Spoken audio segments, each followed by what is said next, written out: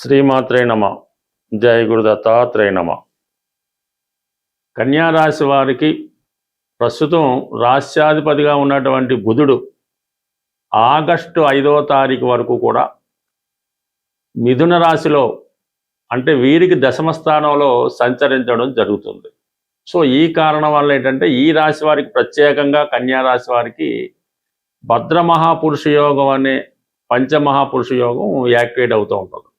అంటే బుధుడు ఒక ప్రత్యేకమైనటువంటి స్థితి కలిగి ఉండడం వల్ల అది కర్మస్థానం అయినటువంటి దశమస్థానం అవటం వల్ల జాతకుడికి వృత్తిపరంగా ఎదురవుతున్నటువంటి సమస్యలు పరిష్కారం అవుతాయి.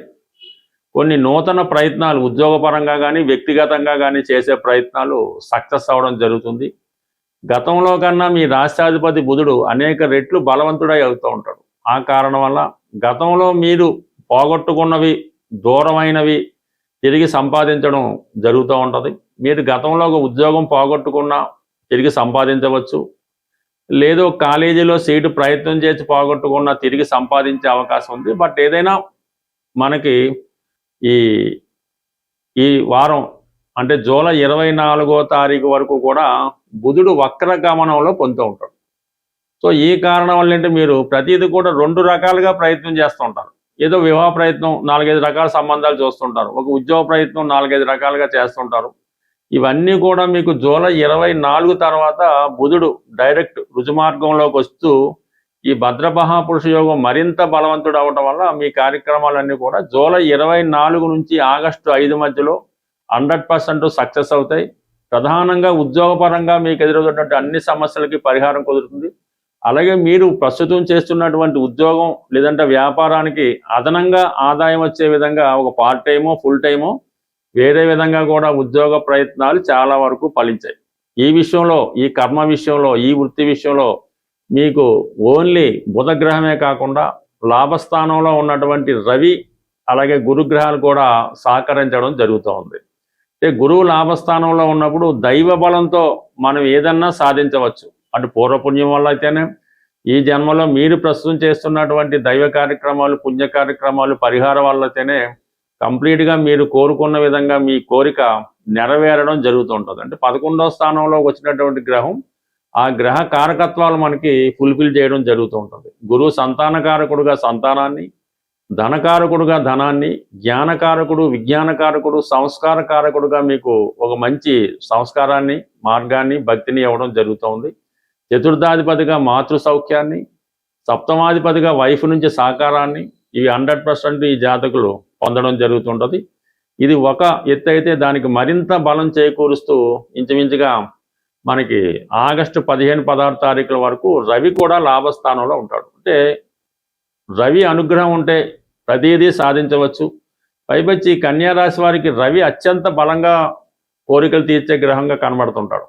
ఆ రవి 11వ స్థానంలో ఉండడం వల్ల తండ్రి గారి సహకారం లభిస్తూ ఉంటుంది. ప్రభుత్వ పథకాలు మీకు అనుకూలంగా వస్తాయి. ప్రభుత్వం నుంచి మీకు ఏదైనా సహాయ సహకారాలు రావడం జరుగుతుంటుంది. అంటే ఈ రెండు ప్రధాన గ్రహాలు లాభస్థానంలో ఉండడం వల్ల జాతకుడు కంప్లీట్గా ఏదన్నా చిత్తశుద్ధితో అర్హత ఉంటే ఖచ్చితంగా సాధించవచ్చు. అన్నదమ్ముల సహకారం కూడా లభిస్తూ ఉంటుంది. అయితే వ్యయస్థానంలో శుక్రకేతువులు ఇది కొద్దిగా ఇబ్బంది పెడుతుంటుంది. ధనాధిపతిగా, కుటుంబ స్థానాధిపతిగా వ్యయస్థానంలో ఉన్నటువంటి శుక్రుడు మోసం వల్ల అయితేనే, స్త్రీల వల్ల అయితేనే, వ్యసనాల వల్ల అయితేనే, లేదు కొంత అతి దాన ధర్మాల వల్ల అయితేనే జాతకుడు కొంత నష్టపోయే అవకాశం ఉంది. కుటుంబంలో ఉన్నటువంటి వ్యక్తులతో విరోధాలు రావచ్చు. ప్రధానంగా కుటుంబంలో ఉన్నటువంటి స్త్రీల మధ్య వచ్చే విరోధాలు జాతకుడికి ఇబ్బంది కలిగించే అవకాశం ఉంది. అంటే కొన్ని కొత్త సౌకర్యాలు, కొన్ని కొత్త సుఖాలు జాతకుడికి లభిస్తాయి. బికాజ్ 12లో ఉన్నటువంటి శుక్రుడు వల్ల, అంటే కేతువుతో కలిసి ఉండడం అన్నది అది చాలా వరకు జాతకుడికి ఇబ్బంది పెడతా ఉంటుంది. అంటే ఆర్థిక పరంగా అంటే సరైనటువంటి ధనం చేతిలో లేకపోవడం వల్ల కొన్ని మీ కోరికలు వాయిదా వేసుకోవాల్సి ఉంటుంది. కొన్ని ముఖ్యమైనటువంటి ఖర్చులు కూడా వాయిదా వేసుకోవాల్సి ఉంటుంది.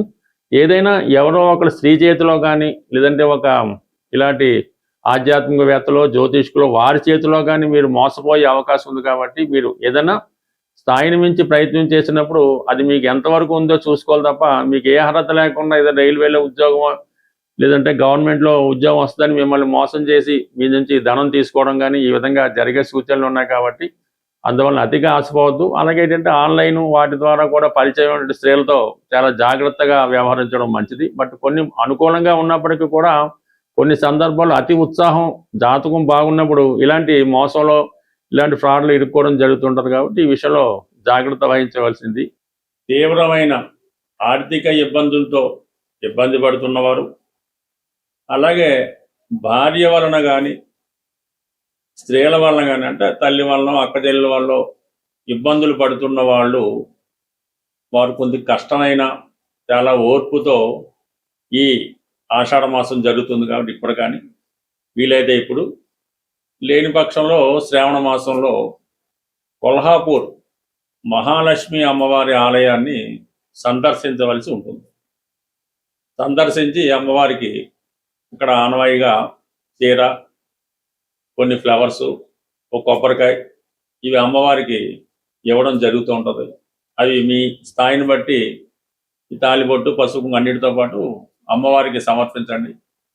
అక్కడ వాళ్ళు మీకు మీరిచ్చిన కొబ్బరికాయని తిరిగి మీకు ఇవ్వడం జరుగుతూ ఉంటుంది. పీస్తో ఉన్నది ఇస్తారు. అది చాలా జాగ్రత్తగా మీరు ఇంటికి తెచ్చుకొని మీ పూజా మందిరంలో మహాలక్ష్మి అమ్మవారు, అంటే ఏదో అమ్మవారి ఫోటో ఉంటుంది కదా, ఆ ఫోటో దగ్గర ఈ కొబ్బరికాయ, పీస్తో ఉన్న కొబ్బరికాయ జాగ్రత్తగా పెట్టుకొని దాని పక్కనే ఒక జాడీ లాంటి హుండీ లాంటిది పెట్టుకోవాలన్నమాట. జాడీ అంటే మంచిది, అది ఎంత పెద్దైనా చిన్నదైనా పర్లేదు. అందులో ప్రతి శుక్రవారం ఎంతో కొంత ధనాన్ని వేయటం, ఆ కొబ్బరికాయ ఆ జాడీ పైన పెట్టడం వల్ల మీరు వారం వారం రోజు ఏదో విధంగా ఎంతో కొంత మీకు తోచింది బ్రేక్ లేకుండా వేస్తూ ఉంటే మీకు ఉన్నటువంటి అన్ని ఆర్థిక సమస్యలు 100% పరిష్కారం అవడం జరుగుతుంది. భార్యాభర్తల మధ్య, స్త్రీల మధ్య విభేదాలు కూడా చాలా వరకు పరిష్కారం అవుతాయి. అలాగే ఈ ఆషాఢ మాసంలో మీరు ఏ ప్రాంతంలో ఉన్న మీ గ్రామ దేవత దేవాలయాన్ని దర్శించి, మరడమ్మవారు, మావుళ్ళ అమ్మవారు, కంప్లీట్గా అక్కడ ఆనవాయితీ ప్రకారం అమ్మవారికి చీర, జాకెట్టు, పసుపు, కుంకాలు సమర్పించడం వల్ల కంప్లీట్గా మీలో ఉన్నటువంటి ఈ ఆర్థిక సమస్యలు, కుటుంబ సమస్యలు పరిష్కారం అవడం 100% ప్రాక్టికల్గా జరుగుతుంటాయి. మీరు చేసి చూడండి, 100%గా 1000% ఇది జరిగి తీరుతుంది. ఇందులో విశ్వాసం ఇంపార్టెంట్.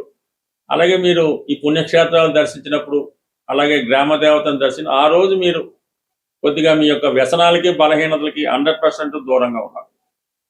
ఇక ప్రధానంగా జనరల్ స్పాసిబిలిటీ, మామూలుగా జీవితంలో ప్రధానంగా ఎప్పుడూ చేస్తుంటే కొన్ని మీకు నిత్యం సౌభాగ్యాన్ని, ఆర్థికంగా మంచి స్థాయిని, మంచి ఆరోగ్యాన్ని ఇవ్వడం జరుగుతుంటుంది. మీరు ఈ టీత్ అంటే పళ్ళు తోముకునే ముందు ఈ పటిక పొడితో పళ్ళు తోముకోవడం వల్ల జనరల్ స్పాసిబిలిటీ ఏర్పడే అవకాశం ఉంది. అలాగే కుదిరినప్పుడు ఆవుకి పచ్చగడ్డి అప్పుడు చక్కగా వీలైతే మీరే సేకరించి ఆవుకు పెట్టడం వల్ల కూడా మీకంటే ఇది ఉండటం వల్ల ఏంటంటే మీకు బుధుడు యాక్టివేట్ అవుతుంటాడు. బుధుడు ఎంత బలంగా ఉంటే ఈ యొక్క వ్యాపారం, ధనం, చదువు అంత అభివృద్ధికరంగా ఉంటుంది. మరి కొన్ని సందర్భాల్లో అవకాశాన్ని బట్టి ఏదైనా ఒక టెంపుల్లో ఈ శనగలు, అంటే కాబూలి శనగలు, పంచదార, గోధుమ పిండి, ఈ 3 ఐటమ్స్ ఆ టెంపుల్లో డొనేట్ చేయడం వల్ల మీకు ప్రాస్పరిటీ బాగుంటుంది. అలాగే ఏదైనా అమ్మవారి ఆలయంలో బాగా సుగంధాన్ని ఇచ్చే అగరబత్తీలు అమ్మవారి ఆలయంలో ఇవ్వటం వల్ల ప్రతిరోజు అవి వెలిగించడం వల్ల సుగంధభరితంగా ఉండాలి. మంచి కాస్ట్లీవి అమ్మవారి దేవాలయంలో ఉండాలి. కానీ మీరు పూజా మందిరం మెయింటైన్ చేస్తుంటే సాయంకాలం సూర్యాస్తం అయిన తర్వాత అటువంటి అగరబత్తిని మీ యొక్క గృహంలో అమ్మవారి ముందు వెలిగించడం వల్ల అది గృహం అంతా వ్యాపించడం వల్ల ఇంట్లో పాజిటివ్ ఎనర్జీ రావడం జరుగుతుంటుంది. ఇది బెస్ట్ రెమెడీ. అసలు దీనికి తిరిగే ఉండదు అన్నమాట. మీరు ఎంత కుదిరితే అంత ఈ బొంబాయి రవ్వ అనే గోధుమను ఒక పావు కేజీ, ఓ పావు కేజీ పంచదార, ఒక పావు కేజీ నెయ్యిలతో 100 గ్రాముల నెయ్యి, ఇవన్నీ శుభ్రంగా కలిపి చీమలకి ఆహారంగా వేయాలి. ఎక్కడ ఈ ఫారెస్ట్లోనూ లేదంటే ఈ తోటల్లోనూ అక్కడక్కడ ఉంటుంటే మీరు చీమలు చూడక్కర్లేదు, అక్కడైతే అవే తీసుకుంటాయి. ఈ విధంగా ఇవి మీరు ఈ కొద్దిపాటి రెమెడీలు నిత్యం ఏదో ఒకటి చేయడం వల్ల, వీలైతే మీకు చెరువులు అలాంటివి ఉంటే చేపలకి బిస్కెట్లు, చిన్న చిన్న బిస్కెట్ ముక్కలు ఆహారంగా వేయడం వల్ల కూడా ఈ మూగజీవులకి మీరు ఎంత తృప్తి చేయగలిగితే మరి మీకు అంత ప్రాస్పరిటీ వచ్చే అవకాశం ఉంటుంది. స్వస్తి.